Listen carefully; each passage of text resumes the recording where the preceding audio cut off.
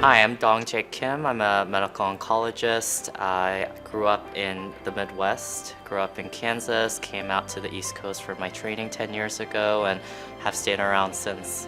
I pursued medicine because of the relationships. It's such a rewarding thing to be able to meet people from all walks of life and really get to know them and get to serve them.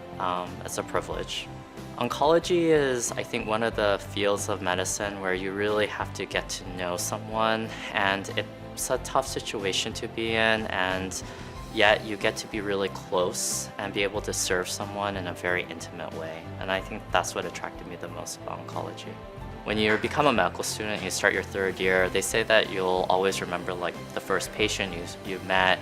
I remember walking into a surgical suite, and my first patient was a cancer patient.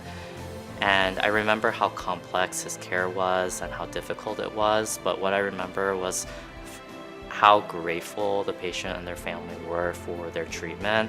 And I think that really actually influenced the trajectory of why I decided to become an oncologist, that first person I met. Anyone who walks in, they want to know that they're being seen as a whole person. And we talk about that term a lot, a whole person, but I think what it means is seeing them not just as a patient, but as their identity as a father, son, wife, daughter, whatever it is. And I want to really see people for who they are and see the complexity of who they are as a human being so I can get to know them and then treat them more successfully. I want you to take a deep breath and know we're here for you, and that when we meet, I'll be a guidepost for what it is you need. Cancer care is complicated, it's overwhelming.